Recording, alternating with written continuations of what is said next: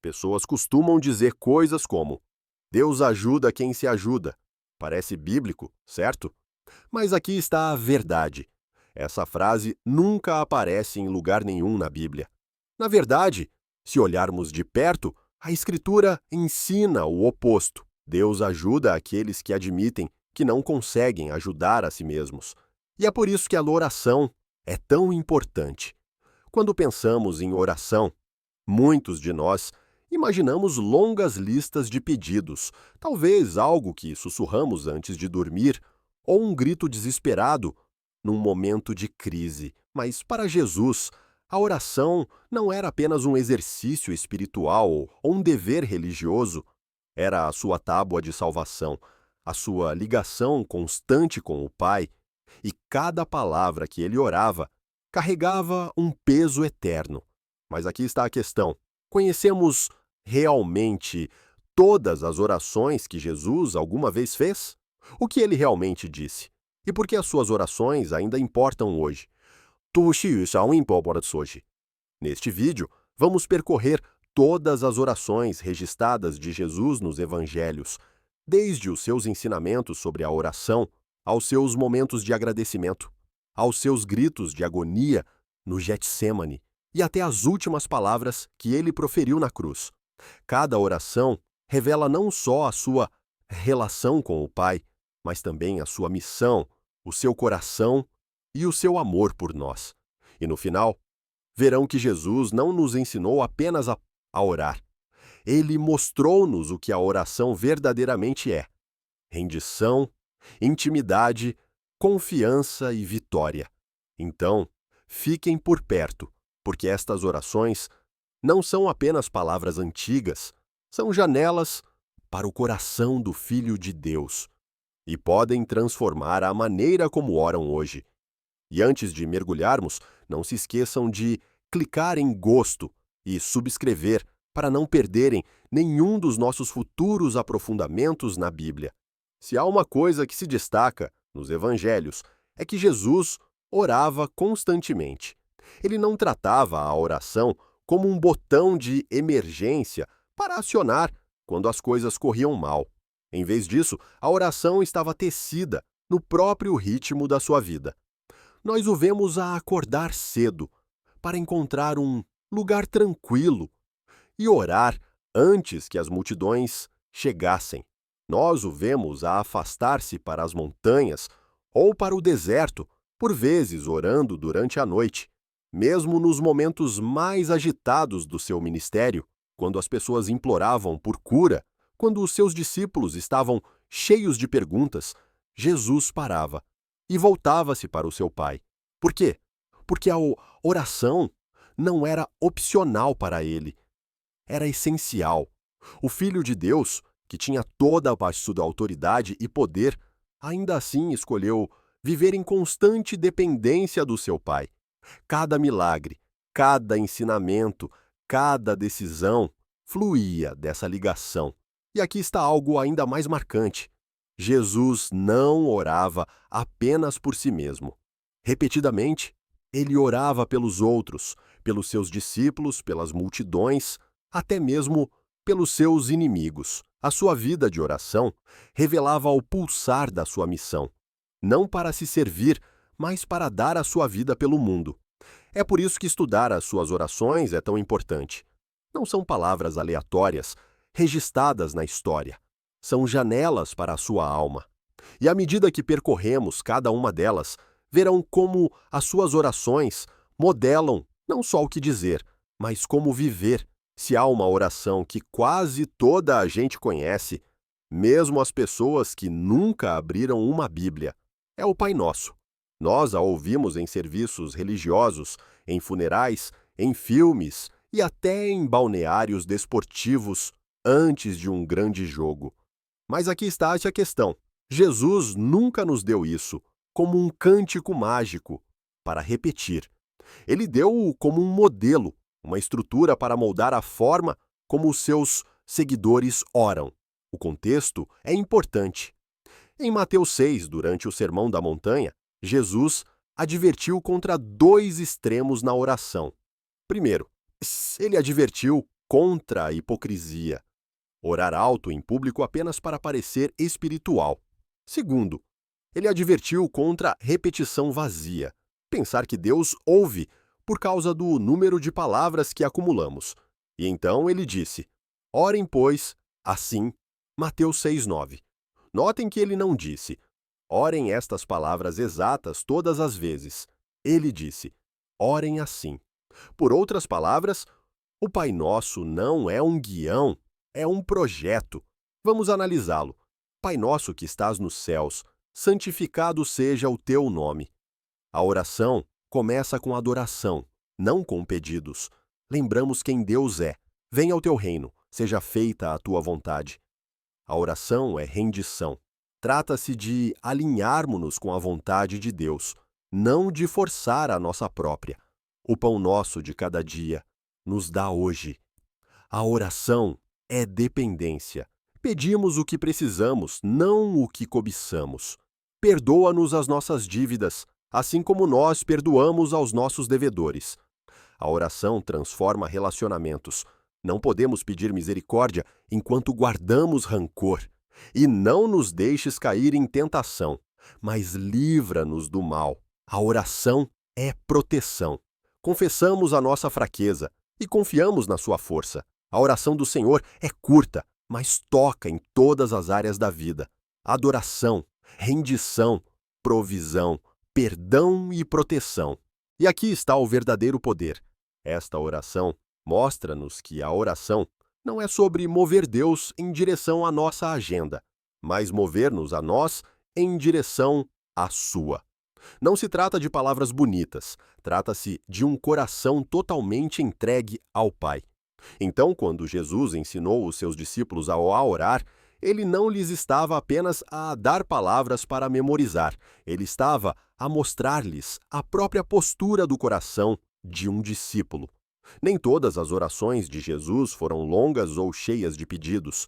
Às vezes, as suas orações eram explosões curtas e espontâneas de gratidão. Um dos exemplos mais belos encontra-se em Mateus 11. Naquela ocasião, Jesus declarou: Eu te louvo, Pai, Senhor do céu e da terra, porque escondeste estas coisas dos sábios e entendidos e as revelaste aos pequeninos. Sim, Pai, pois assim foi do teu agrado. Mateus 11, 25, 26. O contexto é marcante. Pouco antes desta oração, Jesus tinha estado a confrontar a incredulidade nas cidades onde realizou milagres. Apesar de todas as evidências, muitas pessoas recusaram-se a arrepender-se. De uma perspectiva humana, poderia ter parecido um fracasso. Contudo, em vez de frustração ou desespero, Jesus levantou os olhos e deu graças. Por quê? Porque ele confiava no plano do Pai. Ele sabia que a mensagem do reino não era para lisonjear os orgulhosos ou impressionar a elite intelectual. Era para ser recebida com fé infantil. E por isso ele deu graças. A teologia aqui é profunda. A oração não é apenas pedir. É também reconhecer a soberania de Deus, mesmo quando as coisas não fazem sentido. A gratidão reorienta a nossa perspectiva. Em vez de nos focarmos no que parece errado, focamo-nos na sabedoria e graça de Deus. A aplicação é simples, mas desafiadora. Com que frequência damos graças nas nossas desilusões, não apenas após as vitórias? Jesus modela uma vida de oração que agradece ao Pai, mesmo quando os resultados parecem desanimadores. A verdadeira fé pode dizer: Pai, não entendo, mas confio na tua vontade e te agradeço por isso. Poucos momentos no ministério de Jesus são tão dramáticos quanto a ressurreição de Lázaro. Ele estava morto há 4 dias, o túmulo selado, os enlutados reunidos, todos pensaram que era tarde demais. Mas antes de chamar Lázaro de volta à vida, Jesus parou para orar. Tiraram, pois, a pedra. E Jesus, levantando os olhos, disse: Pai, graças te dou, porque me ouviste. Eu bem sei que sempre me ouves, mas eu disse isto por causa da multidão que me cerca, para que creiam que tu me enviaste. João 11, 41, 42. Esta oração É fascinante porque Jesus não estava a pedir a Deus um milagre. Ele estava a agradecer ao Pai pelo que já era certo. Ele orou em voz alta não por si mesmo, mas pela multidão. As suas palavras foram projetadas para desviar a atenção de todos de si mesmo e direcioná-la para o Pai. A teologia aqui é rica. Jesus revela que os seus milagres não eram atos aleatórios de poder, eram sinais para mostrar que ele foi enviado pelo Pai. A oração, neste momento, torna-se um ato de testemunho. A aplicação para nós é igualmente poderosa. Muitas vezes, oramos com uma audiência em mente, esperando que outros vejam quão espirituais somos. Mas Jesus orou publicamente não para chamar a atenção para si mesmo, mas para fortalecer a fé dos outros. A sua oração era abnegada, centrada em Deus e proposital. Pensem nisso. Lázaro poderia ter saído do túmulo sem oração alguma. Contudo, Jesus orou para que a multidão soubesse que era a vontade e o poder do Pai em ação. A verdadeira oração aponta as pessoas para cima, não para dentro. E então, depois de dar graças, ele proferiu as palavras que abalaram o túmulo: Lázaro, vem para fora. Se há um capítulo na Bíblia que abre uma janela diretamente para o coração de Jesus, é João 17. Pouco antes da sua prisão e crucificação, Jesus levantou os olhos ao céu e orou o que muitos chamam de oração sacerdotal. Ao contrário das orações curtas e espontâneas que víamos anteriormente, esta é uma intercessão longa e íntima. É Jesus a atuar como o verdadeiro sumo sacerdote, a estar entre Deus e a humanidade, orando não só por si mesmo, mas pelos seus discípulos e até por nós hoje. A oração desenvolve-se em 3 movimentos. Jesus ora por si mesmo. João 17:1-5. Jesus começa: Pai, chegou a hora. Glorifica o teu Filho para que o Filho te glorifique. Ele não está a pedir honra egoísta, mas que a cruz revele a glória de Deus. A glória que Jesus procura não é uma coroa de ouro, mas uma coroa de espinhos, porque através do seu sofrimento, a salvação seria realizada. Teologia, Jesus mostra que a oração nem sempre é sobre evitar a dor, mas sobre cumprir um propósito. Ele ora por força para glorificar o Pai, mesmo na morte. Jesus ora pelos seus discípulos. João 17:6-19. Em seguida, Jesus volta-se para os seus discípulos, aqueles que ele treinou, que em breve enfrentariam perseguição. Ele ora pela sua proteção. Pai Santo, guarda-os em teu nome. Não peço que os tires do mundo, mas que os guardes do maligno. Notem que ele não pede a sua fuga, mas a sua resistência. Ele ora para que sejam santificados pela verdade, separados para viver vidas santas num mundo hostil. Aplicação. Muitas vezes oramos por conforto, mas Jesus ora por coragem. A verdadeira oração nem sempre remove a tempestade. Ela prepara-nos para permanecermos firmes nela. Jesus ora por todos os crentes. João 17:20-26. É aqui que a oração se torna deslumbrante. Jesus olha para além dos discípulos reunidos à sua volta e ora por aqueles que hão de crer em mim pela palavra deles. Isso somos nós. Jesus orou por vocês antes mesmo de nascerem. E o que ele orou? Unidade. Para que todos sejam um, como tu, Pai, o és em mim e eu em ti. Que também eles sejam um em nós, para que o mundo creia que tu me enviaste. Para Jesus, a unidade não era opcional. Era a prova viva do Evangelho. Uma igreja dividida contradiz a mensagem de Cristo. Mas uma igreja unida torna o Deus invisível visível para o mundo. A aplicação. Se Jesus orou pela unidade antes da sua morte, não deveríamos lutar mais para preservá-la? A oração deve levar-nos à reconciliação, não à divisão. Porque esta oração importa. João 17 revela que a oração não é apenas sobre pedir coisas, é sobre alinhar-se com os propósitos eternos de Deus. Jesus ora por glória, por proteção, por santificação e por unidade. Estes são os fundamentos da vida cristã. E aqui está a verdade surpreendente. Jesus, mesmo agora, continua o seu papel de sumo sacerdote. Hebreus 7:25 diz que ele vive sempre para interceder por nós. O mesmo Salvador que orou em João 17 ainda está a orar pelo seu povo hoje. Então, quando orarem, lembrem-se, não estão a orar sozinhos. O Filho de Deus já orou por vocês, está a orar por vocês agora e nunca cessará de interceder em vosso favor. Se João 17 nos mostra o coração de Jesus em comunhão com o Pai, então o jardim do Getsêmani mostra-nos o seu coração em agonia.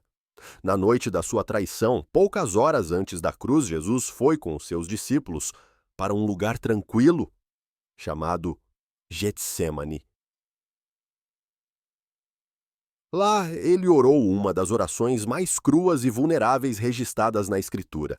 Meu Pai, se possível for, afasta de mim este cálice, todavia, não seja como eu quero, mas como tu queres. Mateus 26:39. O cálice de que ele falou era o sofrimento e a ira de Deus, que ele suportaria na cruz.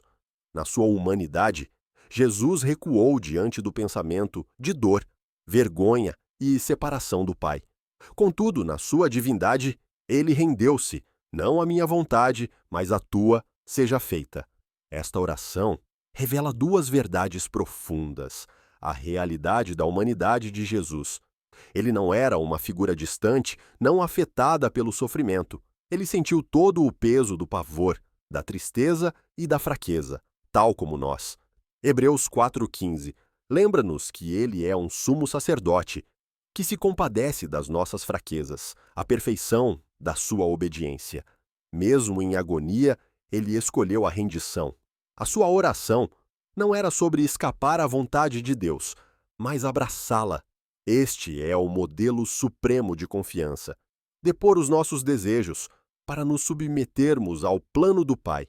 A aplicação, para nós, é desafiadora. Com que frequência oramos? Senhor, muda a minha situação. Quando talvez a oração mais profunda devesse ser: Senhor, muda o meu coração para se alinhar com a tua vontade. O Getsêmani mostra-nos que a verdadeira oração não é sobre dobrar a vontade de Deus, a nossa. É sobre dobrar a nossa a dele. E notem o que acontece depois desta oração. Embora ainda enfrentando a traição e a morte, Jesus levanta-se com uma resolução inabalável.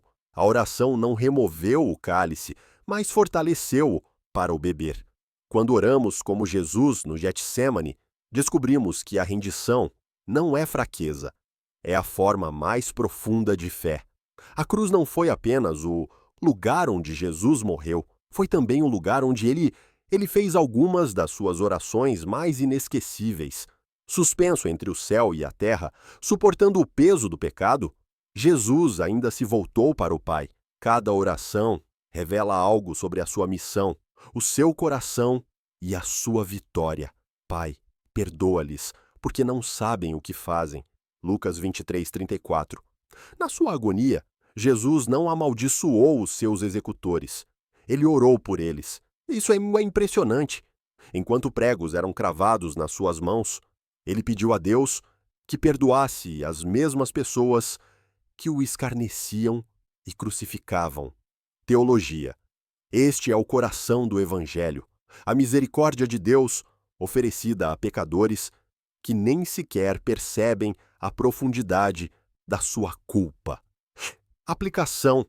Se Jesus pôde perdoar da cruz, então nenhuma ofensa contra nós é grande demais para perdoar em seu nome. Meu Deus, por que me desamparaste? Mateus 27:46, Marcos 15:34. Citando o Salmo 22, Jesus expressou o mais profundo grito de abandono. Neste momento, ele suportou o peso do pecado do mundo, experimentando a separação do Pai. Teologia. Não foi perda de fé, foi o cumprimento da profecia. Ele tornou-se pecado por nós, para que nos tornássemos justiça de Deus. 2 Coríntios 5, 21. Aplicação. Quando nos sentimos desamparados, podemos lembrar que Jesus entrou nessa escuridão para que nunca a enfrentássemos sozinhos. Tenho sede. João 19, 28. Um grito simples, mas profundamente humano. Jesus, a água viva, experimentou sede física para que a Escritura fosse cumprida. Salmo 69, 21. Teologia. Isso mostra a sua plena humanidade. Ele verdadeiramente sofreu no corpo. Aplicação. Deus não está distante da nossa dor. Ele mesmo a provou. Está consumado. João 19, 30. Não um suspiro de derrota, mas uma declaração de vitória. A palavra grega, tetelestai, significa pago na íntegra. A obra de salvação estava completa. Teologia. A dívida do pecado foi cancelada. Nada pode ser acrescentado à obra consumada de Cristo. Aplicação. Não lutamos pela vitória, vivemos da vitória que Jesus já conquistou. Pai, nas tuas mãos entrego o meu espírito. Lucas 23, 46. Com o seu último fôlego, Jesus fez uma oração de confiança, ecoando o Salmo 31, 5. A sua vida não terminou em desespero, mas em rendição ao Pai. Teologia. Mesmo na morte, Jesus confiou-se completamente a Deus. Aplicação. A verdadeira oração termina onde começa, na confiança. Em cada etapa da vida, do nosso primeiro choro ao nosso último, o lugar mais seguro é nas mãos do Pai. Tomadas em conjunto, estas orações pintam um quadro de amor supremo, perdão, realização, vitória e confiança. Tudo falado no momento mais sombrio da história. A cruz não foi apenas o lugar da morte. Foi o púlpito das maiores orações jamais proferidas. Agora que percorremos cada uma das orações registradas de Jesus, certos temas vêm à tona. Não são fragmentos aleatórios de piedade. Eles formam uma imagem consistente de como o Filho se relacionava com o Pai e como ele nos chama a orar. Dependência. Desde as suas orações matinais em solidão até as suas últimas palavras na cruz, Jesus viveu em completa dependência do Pai. Embora ele fosse o Filho de Deus, nunca agiu independentemente da vontade do Pai. A oração não era opcional para ele, era oxigênio, submissão. No Getsêmani, vemos isso de forma mais vívida. Não a minha vontade, mas a tua, seja feita. A oração, no seu cerne, não é sobre persuadir Deus a juntar-se aos nossos planos, mas sobre render-nos aos seus. Jesus mostra que a verdadeira força vem através da entrega. Intercessão. A oração sacerdotal, em João 17, revela o coração intercessor de Jesus. Ele não orava apenas por si mesmo. Ele orava pelos seus discípulos, pela igreja e até por nós hoje. As suas orações demonstram que o amor pelos outros é central na oração. Vitória. Na cruz, o seu grito de "está consumado" revela que a oração não é apenas uma ferramenta para a resistência, mas também uma proclamação de triunfo. A oração pode tanto sustentar-nos na fraqueza, quanto declarar a vitória de Deus na hora mais sombria. Estes temas confrontam entendimentos superficiais da oração. A oração não é apenas um dever religioso, nem é uma lista de compras cósmica. É dependência, submissão, intercessão e vitória vividas diante do Pai. E se Jesus orou desta forma, quanto mais nós deveríamos orar? 10. Então, o que significam todas as orações de Jesus para nós agora? Uma coisa é admirá-las como história, mas outra é deixá-las remodelar a maneira como oramos hoje. Primeiro, Jesus mostra-nos que a oração é sobre relacionamento. não ritual. A oração do Senhor começa com Pai Nosso. Essa é a fundação. Não oramos a um poder distante, oramos a um Pai amoroso que nos conhece e cuida de nós. Segundo, a oração é sobre alinhamento, não manipulação. No Getsêmani, Jesus orou: não a minha vontade, mas a tua seja feita. Isso é o oposto de como muitas vezes oramos.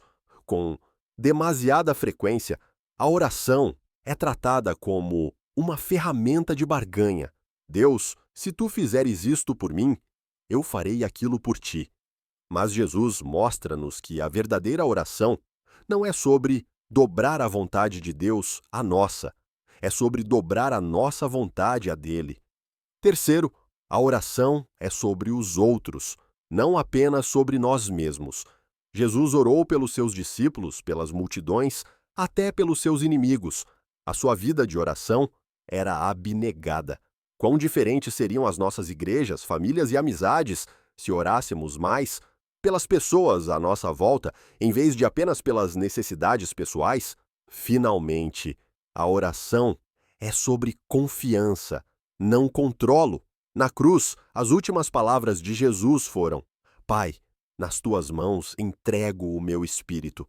A oração termina com rendição. É dizer: Deus, confio em ti, mesmo quando não entendo. Quando levamos estas lições a sério, a oração deixa de ser uma reflexão tardia ou uma obrigação. Torna-se o que era para Jesus, o centro da vida, a tábua de salvação da fé, o lugar onde o céu toca a terra. Quando recuamos e olhamos para cada oração que Jesus alguma vez fez, emerge um padrão. Desde os seus ensinamentos na montanha, ao seu agradecimento em momentos de desilusão, a sua intercessão em João 17, a sua rendição no Getsêmani e, finalmente, aos seus gritos da cruz. Cada oração revela o pulsar do Filho de Deus. As suas orações não eram palavras aleatórias, sussurradas no ar. Eram janelas para sua relação com o Sá, a sua missão de salvar e o seu amor por nós. E a mensagem é clara: se o perfeito Filho de Deus precisava de oração, quanto mais nós precisamos. Mas aqui está o ponto crucial. A oração não é sobre fazer Deus fazer a nossa vontade. É sobre alinhar-nos com a sua. Jesus mostra-nos que a verdadeira oração é adoração, rendição, intercessão e confiança. Tudo num só. Então, quando oramos como Jesus, não falamos apenas no silêncio. Entramos na mesma conversa divina que ele já está em mim a ter com o Pai. E nesse lugar encontramos força, propósito e vitória.